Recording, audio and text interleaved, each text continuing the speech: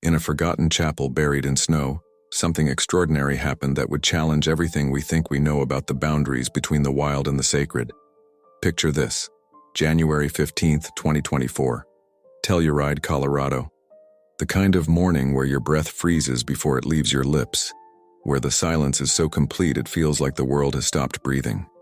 Aaron Whitmore pushed through 3 feet of fresh powder, his snowshoes sinking deep with each step toward the old St. Mary's Chapel. He'd made this trek every winter for 5 years, checking on the building that time had forgotten. But nothing could have prepared him for what waited inside those weathered wooden doors. As he stepped into the dim sanctuary, his flashlight beam swept across empty pews, dust motes dancing in the cold air. Then the light found something that made his heart skip a beat.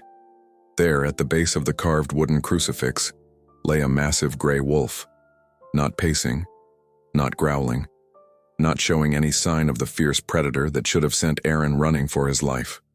The wolf was curled up like a devoted dog, its great head resting peacefully on its paws, amber eyes fixed upward at the face of the wooden Jesus above. The scene was so surreal, so impossible, that Aaron stood frozen for what felt like an eternity, his mind struggling to process what his eyes were seeing. Was it just survival instinct that drove this apex predator to seek shelter in humanity's most sacred space? Or was something deeper at work here, something that defies our understanding of both the natural world and the spiritual realm? The wolf didn't move when Aaron's boots creaked on the old floorboards. It didn't even acknowledge his presence. Its entire focus remained fixed on that carved face above, as if engaged in some silent conversation that had been going on for hours, maybe days. This wasn't the behavior of a desperate animal seeking warmth. This was something else entirely.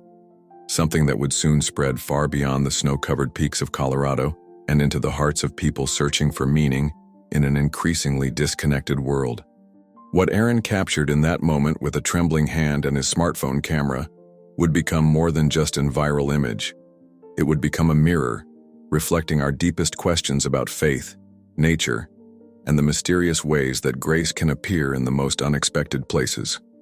The photo shows it all: the wolf's peaceful posture, the gentle morning light filtering through frosted windows, and above it all, the serene face of Jesus looking down with what seems like infinite compassion. But the photo can't capture the profound silence that filled that space, the sense that something sacred was unfolding in real time. In the days that followed, this single image would travel across continents, shared by believers and skeptics alike, each person seeing something different in those amber eyes gazing upward. Some saw coincidence, others saw miracle. But everyone who looked at that photograph felt something stir deep within them, something that reminded them that the world still holds mysteries worth believing in. This is the story of how one moment of impossible beauty challenged an entire community to reconsider what they thought they knew about the sacred and the wild, about the boundaries between heaven and earth, and about the ways that grace can appear when we least expect it, but most need it. Telluride sits like a jewel nestled in a box of jagged peaks, 8,750 feet above sea level in the heart of the San Juan Mountains. It's the kind of place where winter doesn't just arrive, it conquers. By January, the town transforms into something from a snow globe, where Victorian-era buildings stand like colorful sentinels against walls of white that can reach the second-story windows. The storm that hit in mid-January 2024 was particularly fierce, even by Colorado standards. Weather reports called it a historic blizzard, the kind that old-timers would reference for decades to come. For 72 hours straight, snow fell with relentless determination, piling up faster than the plows could clear it. The town's population of just over 2,000 hunkered down in their homes, watching the world outside disappear beneath a blanket of pristine white. St. Mary's Chapel sits about 2 miles outside the main town, accessible only by an old mining road that winds through stands of aspen and pine. Built in 1887 by Irish miners who wanted a place to worship away from the saloons and gambling halls of the main town, the chapel served the community faithfully until the early 1950s. That's when the last permanent priest was transferred, and the building was officially abandoned by the diocese. The structure itself is a testament to frontier craftsmanship. Rough-hewn logs chinked with native stone, a steep pitched roof designed to shed heavy snow, and windows that frame the surrounding peaks like natural stained glass.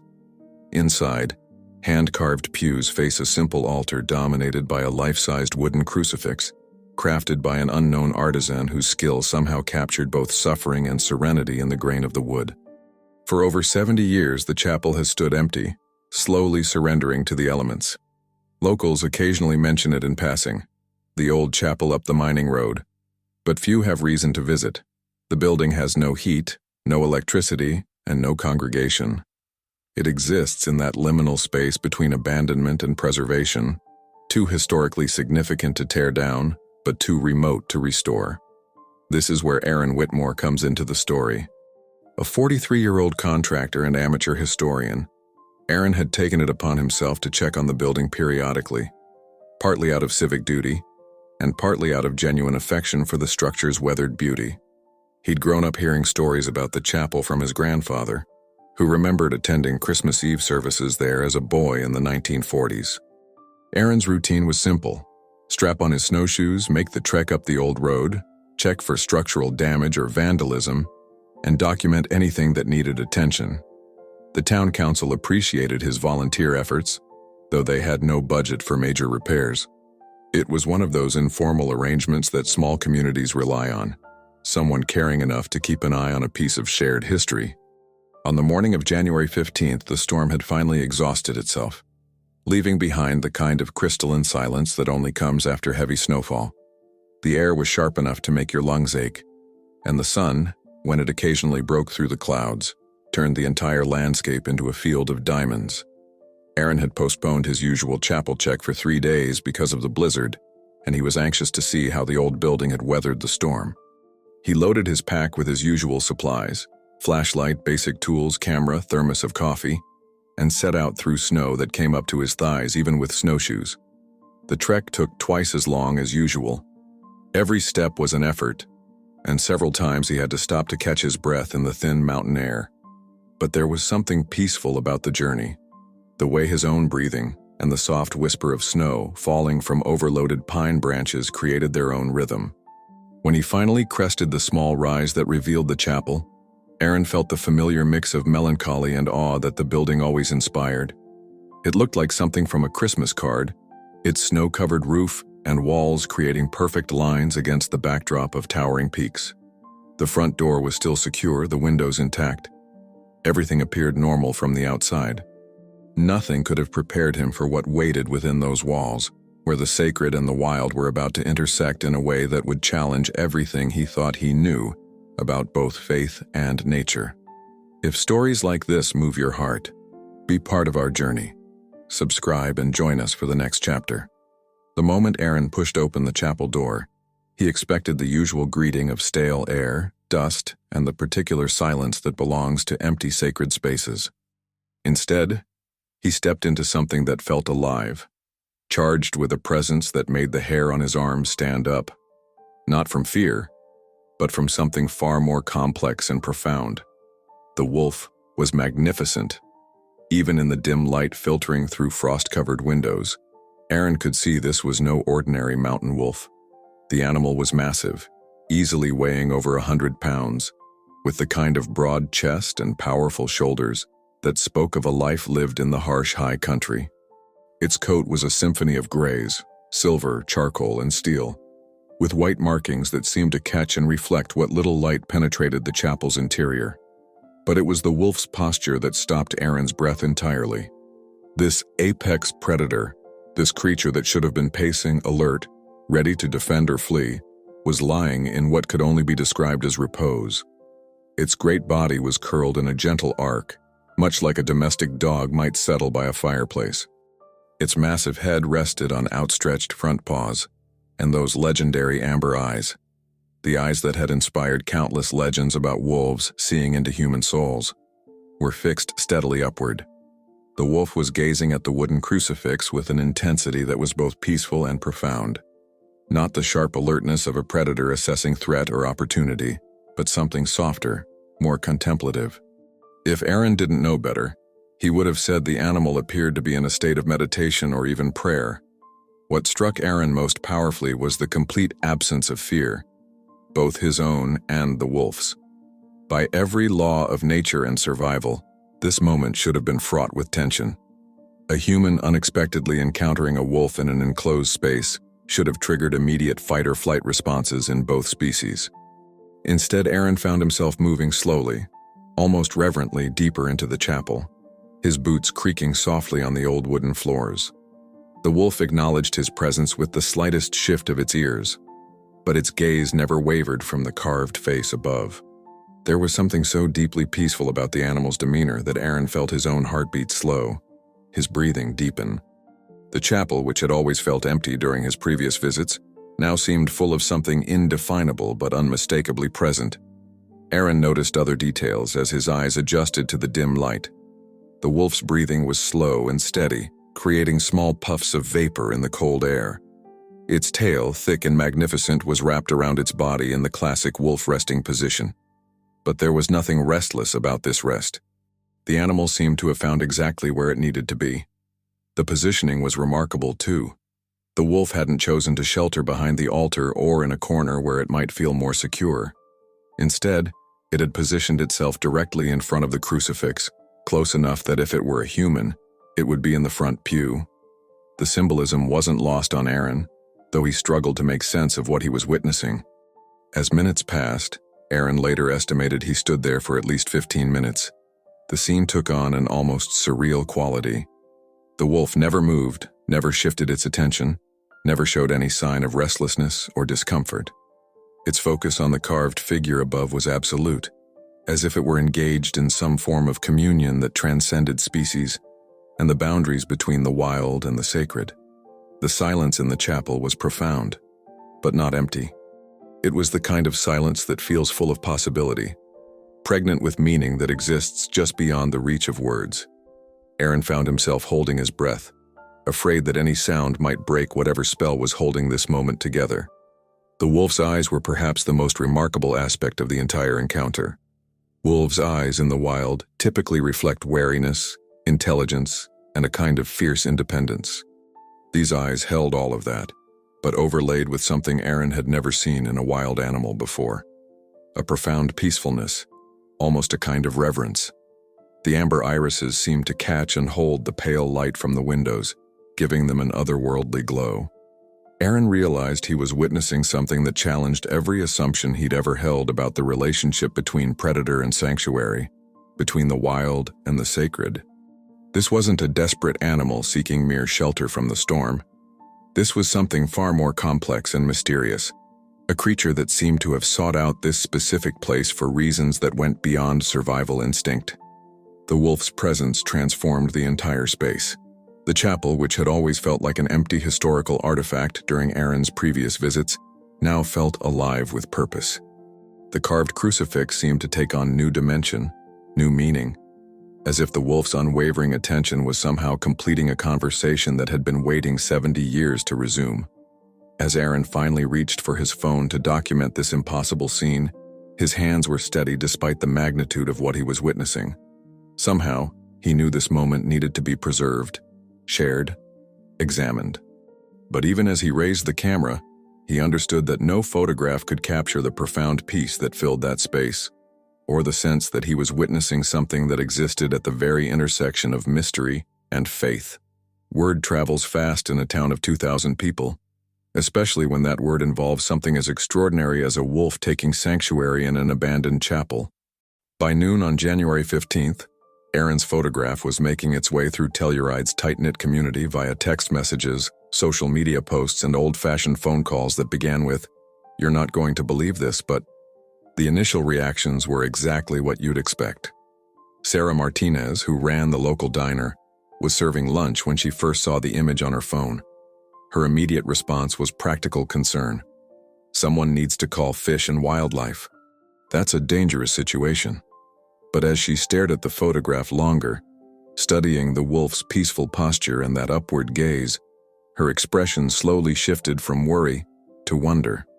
Mike Chen, the hardware store owner, was more skeptical. "Probably photoshopped," he announced to the cluster of customers who had gathered around Aaron's phone in aisle 3. Wolves don't act like that. They're predators, not pets. This is probably some internet hoax that's going to make us all look like gullible mountain folk. But even as he spoke, Mike found himself leaning in closer to examine the details of the image, noting the authentic shadows, the perfect lighting, the impossible-to-fake serenity in the animal's posture. By 2 o'clock, a small group had formed at the base of the mining road that led to the chapel. Word had spread quickly enough that most of the town knew about the wolf, but nobody was quite sure what to do about it. Tom Brennan, the volunteer fire chief, arrived with official concern about public safety. "We can't have people hiking up there with a wild wolf on the loose," he declared, though his voice lacked conviction as he studied Aaron's photograph on someone's phone screen. But something interesting was happening as people gathered and passed the phone around, sharing the image again and again. The initial fear and skepticism were gradually giving way to something else, a kind of collective awe that surprised everyone, including themselves. Martha Engelhardt, who had lived in Telluride for 60 years and remembered attending services at St. Mary's as a young girl, was the first to put words to what others were feeling. "Look at that wolf's face," she said quietly, her voice carrying the authority of someone who had seen much in her lifetime. "That's not the face of a dangerous animal. That's the face of something seeking comfort, maybe even seeking God." Her words hung in the cold air, and for a moment the gathered crowd fell silent. These were practical mountain people, accustomed to harsh winters, wildlife encounters, and the kind of no-nonsense approach to life that high-altitude living demands.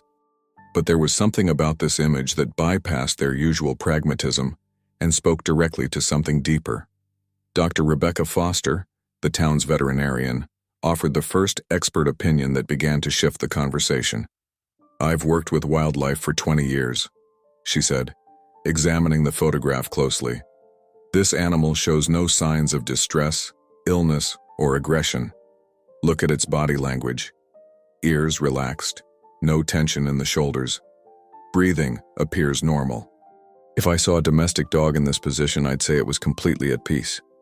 As the afternoon wore on, more people made the pilgrimage to the base of the mining road, though none were brave enough to make the trek to the chapel itself. Families arrived, teenagers snapped selfies with the distant chapel visible in the background, and elderly residents shared memories of the building's more active days. But it was the children who seemed to understand something the adults were struggling to articulate.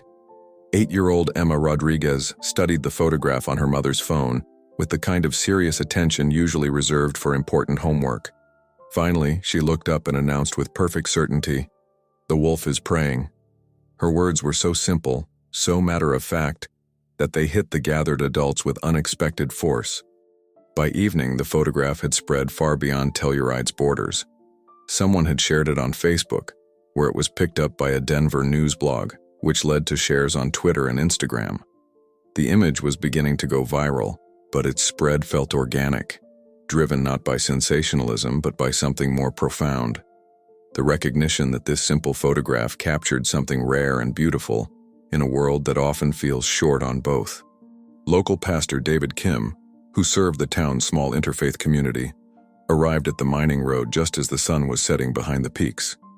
He studied the photograph in the fading light, his expression thoughtful. "In my tradition," he said softly, "we believe that all creation has the capacity for worship. Maybe this wolf is simply demonstrating something we've forgotten, that the sacred can be found anywhere, and that seeking God is the most natural thing in the world." His words seemed to crystallize what many people had been feeling but couldn't express. This wasn't just an unusual wildlife encounter. It was something that spoke to fundamental questions about faith, nature, and the possibility that the boundaries between the sacred and the secular might be more permeable than they had imagined. What would you think if you walked into that chapel? Let us know in the comments. Your perspective matters. As darkness fell over the snow-covered peaks, the crowd gradually dispersed, but the conversations continued in living rooms and coffee shops throughout the town. The wolf in the chapel had become more than a curiosity. It had become a catalyst for discussions about faith, mystery, and the possibility that grace might appear in the most unexpected forms. The wolf's presence at St. Mary's Chapel didn't exist in a cultural vacuum. Long before Irish miners built their house of worship in these mountains, The indigenous Ute people had walked these valleys and understood these peaks as sacred space. For them, wolves were never simply predators to be feared. They were messengers, guardians of spiritual boundaries and bridges between the world of the living and the realm of the ancestors. Elena Blackhorse, a Ute elder and professor of indigenous studies at Fort Lewis College, received a phone call about the photograph on the evening of January 15th. Her great-grandmother had been born in these mountains before white settlers arrived, and Elena had grown up hearing stories that most residents of modern Telluride had never encountered.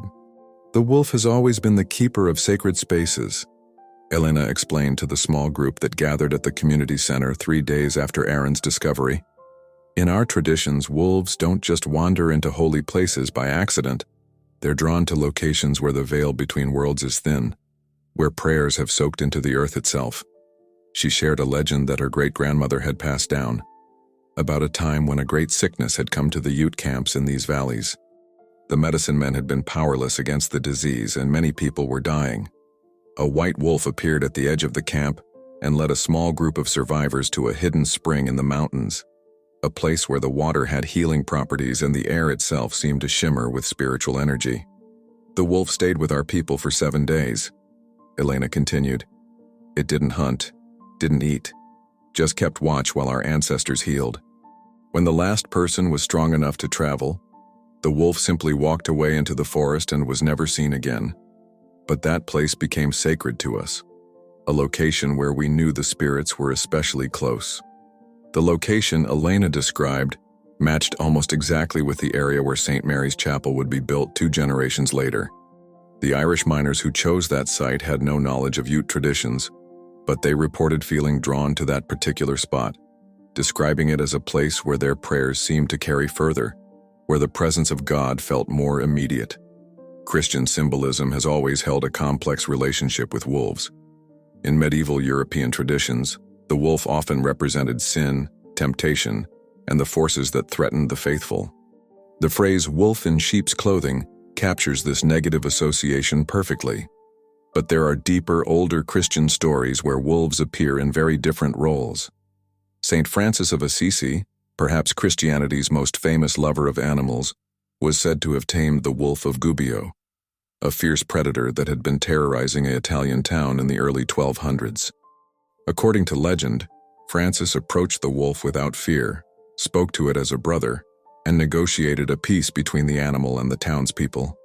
The wolf lived peacefully in the town for 2 years after that encounter, fed by the residents and beloved by the children. More intriguingly, there are scattered references throughout Christian history to wolves appearing at moments of spiritual significance. A lesser-known legend from Ireland tells of a wolf that appeared at the funeral of Saint Albe, lying peacefully beside the saint's coffin as mourners prayed. In Russia, there are Orthodox traditions that speak of wolves leading lost pilgrims to monasteries during harsh winters, then disappearing without a trace. Dr. Marcus Thompson, a professor of religious studies at the University of Colorado, had studied these intersections between Christian symbolism and wildlife for most of his career. When he saw Aaron's photograph, he immediately recognized something profound. Throughout history, he explained in a phone interview, wolves have appeared at liminal moments, times when the ordinary world seems to crack open and reveal something deeper underneath. The symbolism becomes even richer when considered alongside the specific imagery of the crucifix. In Christian tradition, the cross represents the ultimate intersection between human suffering and divine love, between earthly existence and heavenly grace. For a wolf, an animal that represents both the wild freedom of creation and humanity's fear of the untamed, to rest peacefully at the foot of the cross suggests a profound reconciliation. It's as if this wolf is demonstrating something we've forgotten, Dr. Thompson observed. That worship isn't limited to humans, that creation itself has the capacity for reverence, and that the sacred can be recognized and honored by beings we never expected to understand it. The 3-day duration of the wolf's stay adds another layer of symbolic depth. In Christian tradition, 3 days represents death and resurrection, the time Christ spent in the tomb before rising again. Many spiritual traditions recognize 3 as a number of completion, of transformation, of cycles ending and beginning. local historians discovered another intriguing connection. The chapel's original Irish builders had brought with them stories from the old country, including legends of wolves that appeared as protectors of sacred spaces.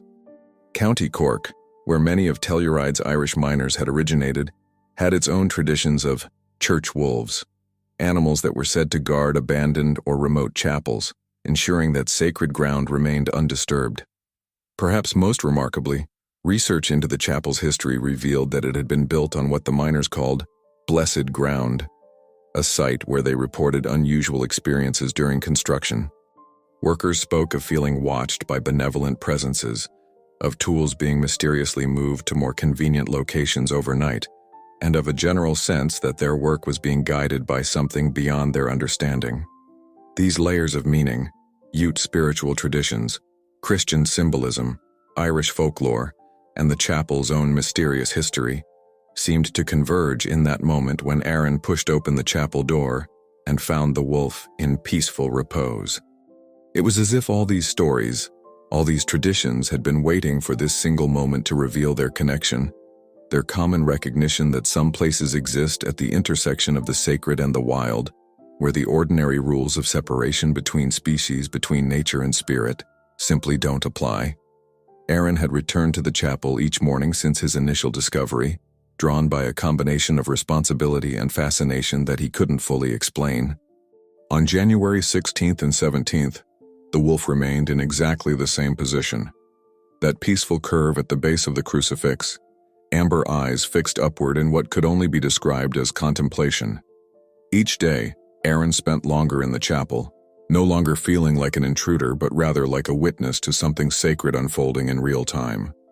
The wolf never acknowledged Aaron's presence beyond that initial slight movement of its ears. It never showed signs of hunger, restlessness, or discomfort. It simply maintained its vigil, breathing slowly and steadily, creating small puffs of vapor in the cold air that seemed almost like visible prayers rising toward the wooden figure above. On the morning of January 18th, Aaron approached the chapel with his usual mixture of anticipation and reverence. The night had been particularly cold, with temperatures dropping well below zero, and he was concerned about the wolf's welfare. Despite its magnificent coat, no animal could survive indefinitely in an unheated building during a Colorado winter. But as he pushed open the familiar wooden door, Aaron was greeted by something he hadn't experienced since that first morning. Absolute silence. Not the living silence of the wolf's presence, but the empty silence of a space that had been vacated. The chapel felt hollow again, stripped of the mysterious presence that had filled it for 3 days. The wolf was gone. Aaron stood in the doorway for several minutes, allowing his eyes to adjust to the dim light, hoping that perhaps the animal had simply moved to a different location within the chapel. But a thorough search confirmed what his heart had already understood. The vigil was over. The sacred encounter had reached its natural conclusion. What Aaron found instead of the wolf were signs of its departure that seemed almost ceremonial in their precision.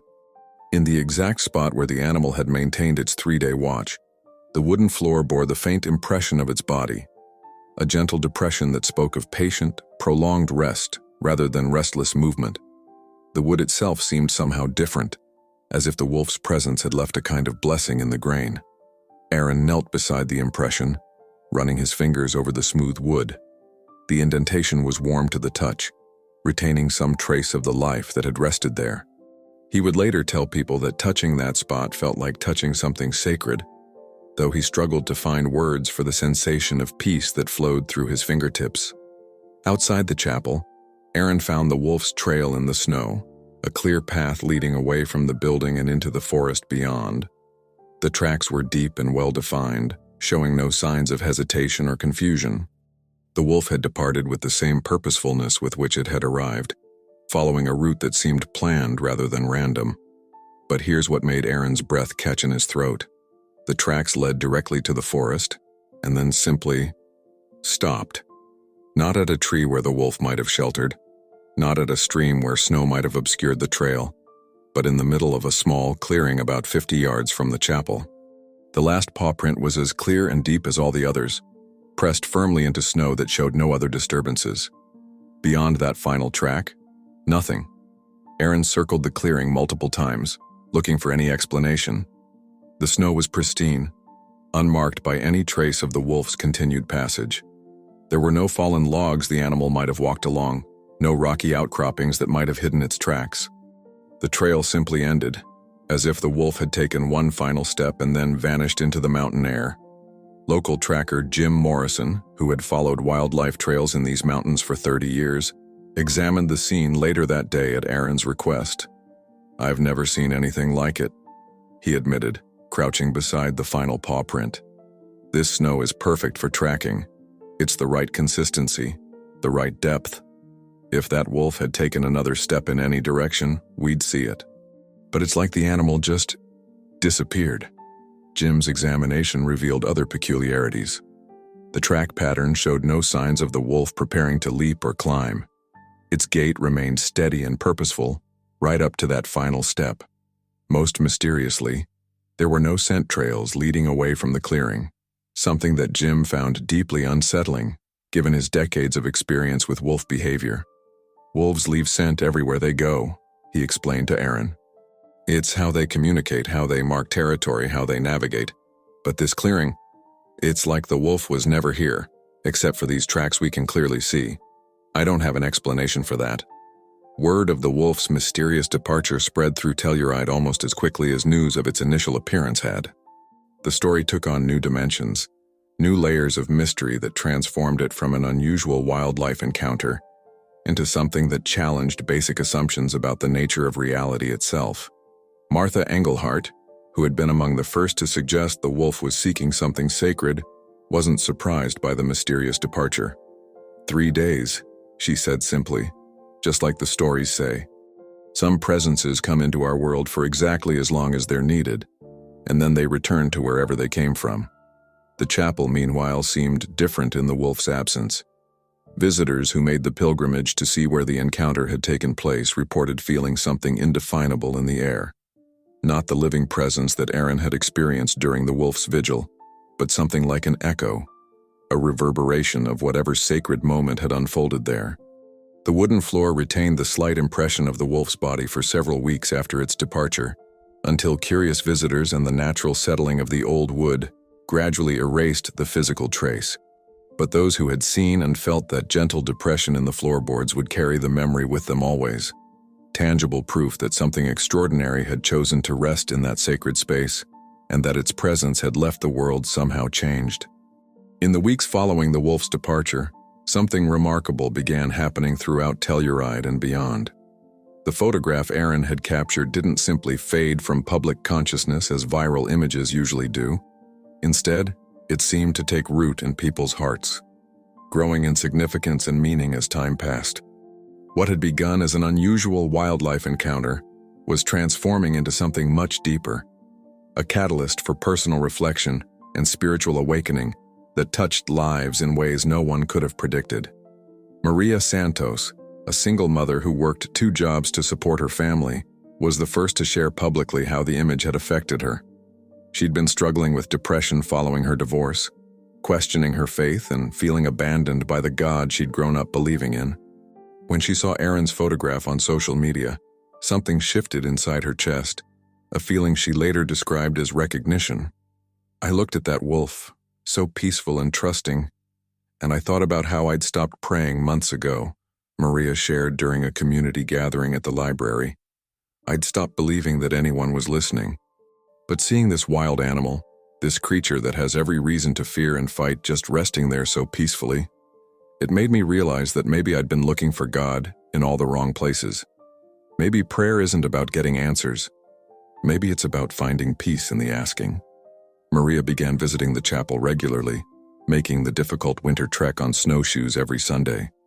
She would sit in the same pew where she could see the spot where the wolf had rested, and she would pray. Not for specific outcomes, but simply to feel connected to something larger than her immediate struggles.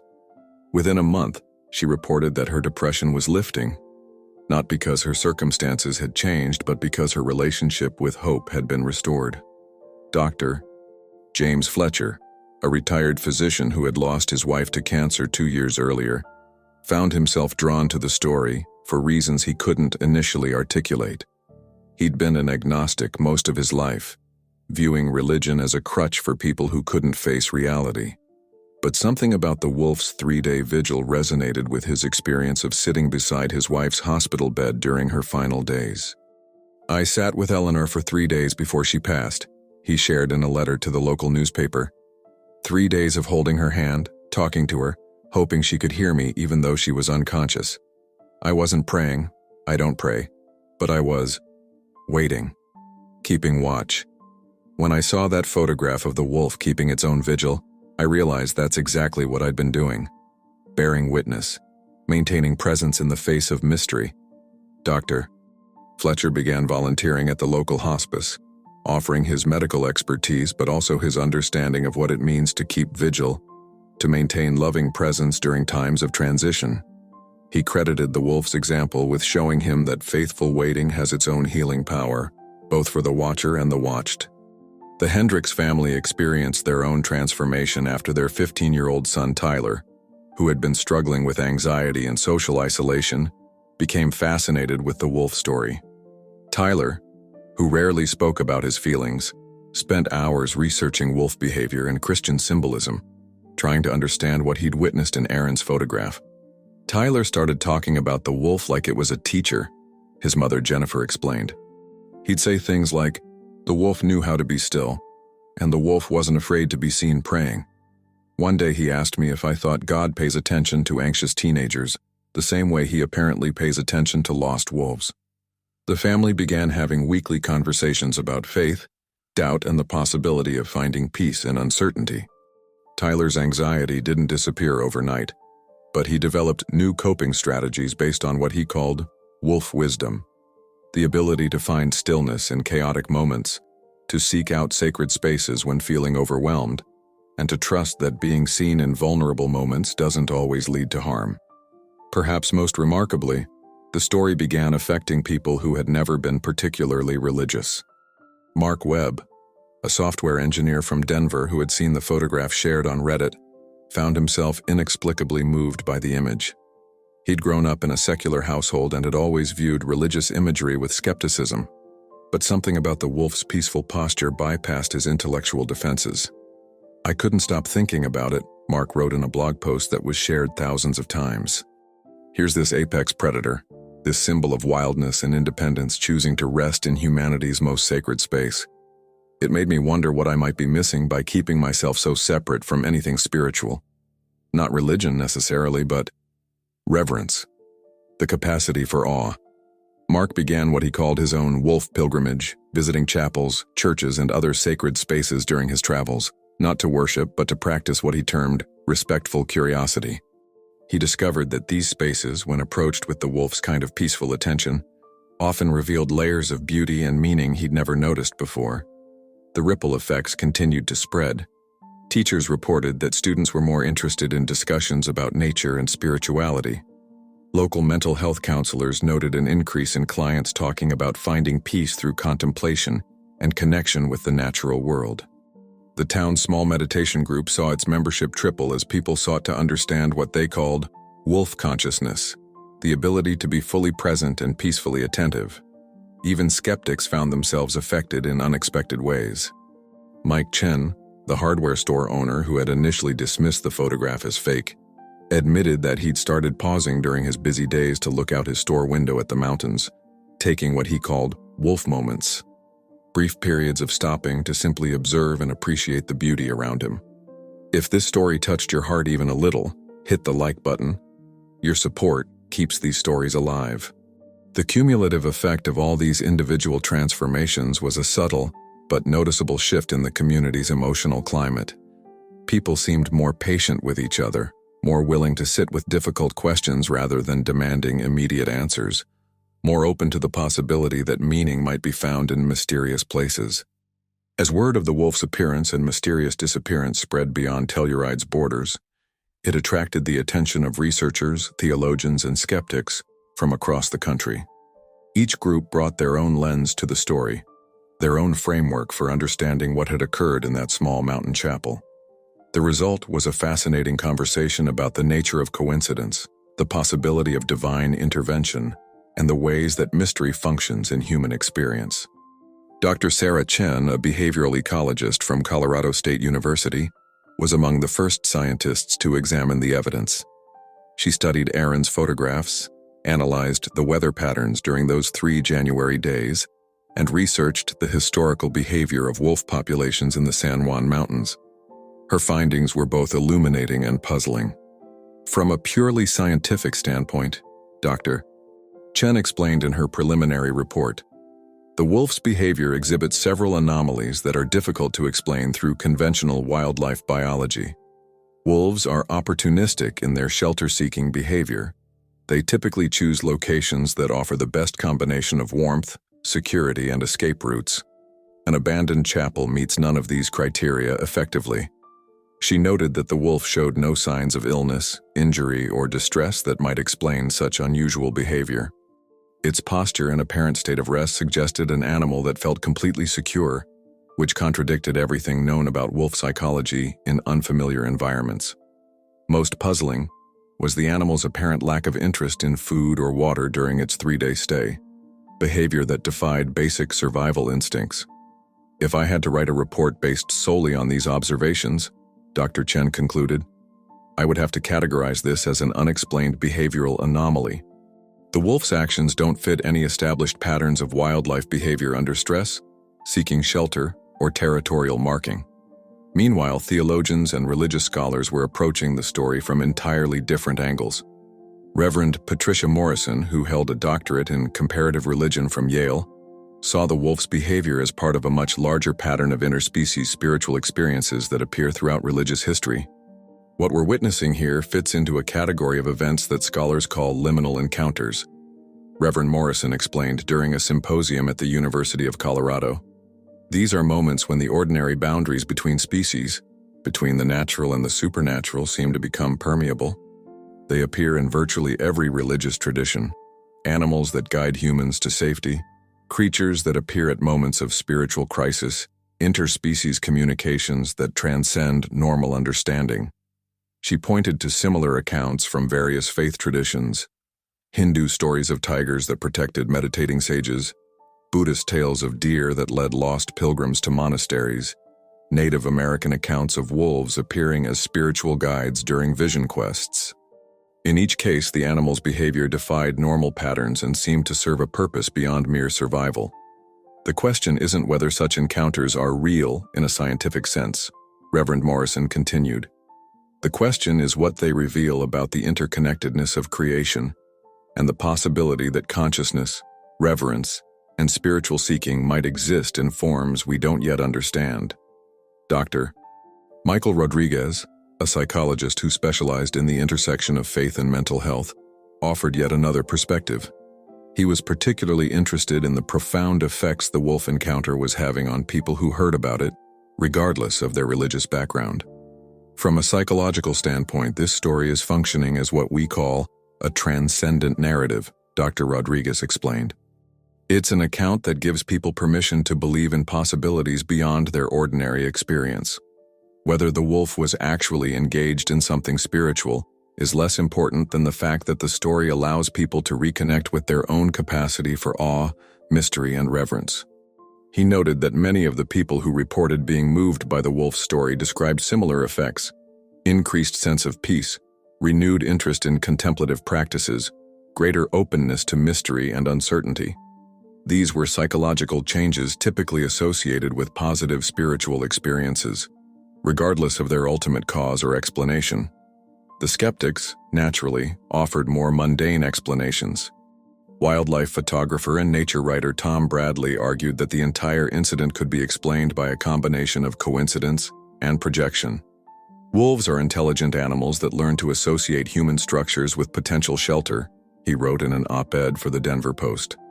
This wolf probably discovered that the chapel offered protection from the elements and simply chose to rest there for a few days. The fact that it appeared to be gazing at the crucifix is likely just an accident of positioning that humans are interpreting through their own religious lens. Bradley's explanation was logical and scientifically sound, but it failed to account for several aspects of the encounter that continued to puzzle even committed skeptics. The wolf's apparent lack of wariness around Aaron, its precise positioning relative to the crucifix, and especially its mysterious disappearance, all seemed to require explanations that went beyond simple shelter-seeking behavior. Perhaps most intriguingly, the story began generating what researchers called verification phenomena, similar reports from other locations. A priest in Montana shared a photograph of a deer that had spent 2 days standing motionless in front of his church's outdoor shrine. A pastor in Wyoming reported finding a fox curled up beneath the cross in his chapel's garden, showing no fear when approached.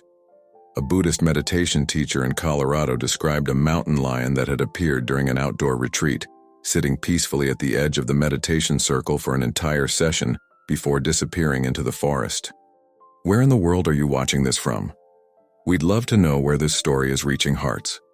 Each of these accounts, taken individually, might be dismissed as coincidence or misinterpretation.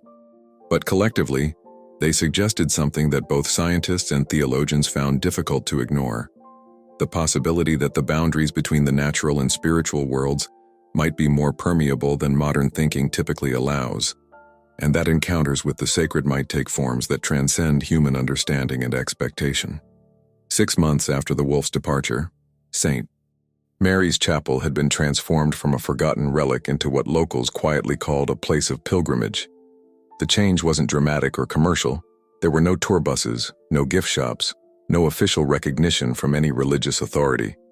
Instead, the transformation was organic, gentle, and deeply personal, much like the encounter that had started it all. The first sign of change was the footpath. Where once Aaron had struggled through virgin snow to reach the chapel, now there was a well-worn trail maintained by the steady passage of visitors. People came in small groups or alone, drawn by something they often couldn't articulate. Some were believers seeking to experience the sacred in a new way. Others were skeptics curious about the location where something inexplicable had occurred. Most fell somewhere in between, people searching for meaning, for peace, for connection to something larger than their daily routines. Martha Engelhardt had taken it upon herself to become an unofficial caretaker of the chapel's history. She researched the building's original construction, interviewed elderly residents who remembered attending services there as children, and compiled a small collection of photographs showing the chapel in its active years. But she was most interested in documenting the changes that had occurred since the wolf's visit. "People behave differently here now," Martha observed, sitting in one of the weathered pews on a warm afternoon in July. "They speak more quietly, move more slowly. I've watched families come here together and spend an hour just sitting in silence, which is something you rarely see anymore. Children who are usually running around everywhere become still when they enter this space." The chapel itself remained unchanged. The same rough-hewn walls, the same hand-carved crucifix, the same simple altar that had witnessed decades of abandonment. But the atmosphere had shifted in ways that visitors consistently noticed. The space felt alive again, not with the formal energy of organized worship, but with something more primal and mysterious: the accumulated presence of people seeking, questioning, and finding their own forms of peace. Young people were particularly drawn to the chapel. Teenagers from the local high school began using it as a retreat space during stressful periods, before exams, after difficult breakups, during family crises. They called it going to see the wolf, even though the animal was long gone. Many reported feeling calmer after spending time in the space where the extraordinary encounter had occurred. 8-year-old Emma Rodriguez, who had first declared that "the wolf is praying," had become something of a local celebrity for her simple wisdom. She visited the chapel regularly with her family, often bringing drawings she'd made of the wolf in various poses, always peaceful, always connected to something sacred. Her artwork decorated the bulletin board at the community center, and several pieces had been purchased by visitors who wanted to take a bit of the chapel's magic home with them. The most remarkable change was how the chapel had begun generating its own stories. People reported unusual experiences there, sudden feelings of profound peace, unexpected emotional healings, moments of clarity during difficult decisions. A businessman from Denver claimed that an hour of sitting quietly in the chapel had helped him resolve a crisis of conscience about his work. A college student credited a visit with helping her choose her major. An elderly man said that praying in the space where the wolf had kept its vigil had finally brought him peace about his son's death in Afghanistan. These weren't dramatic miracle claims or supernatural phenomena. They were quiet transformations, subtle shifts in perspective that people attributed to something special about the place itself. The chapel had become what one visitor called a thin place, a location where the ordinary world seemed more transparent, where the possibility of meaning and connection felt more accessible. The legacy wasn't contained within the chapel's walls. Throughout Telluride and beyond, people continued to reference the wolf when talking about patience, peaceful attention, and the courage to seek sacred experiences in unexpected places. The wolf at the feet of Jesus left us with more questions than answers, and perhaps that's exactly as it should be. In a world that demands immediate explanations for everything, sometimes the most profound experiences are the ones that resist easy categorization, that invite us to sit with mystery rather than solve it.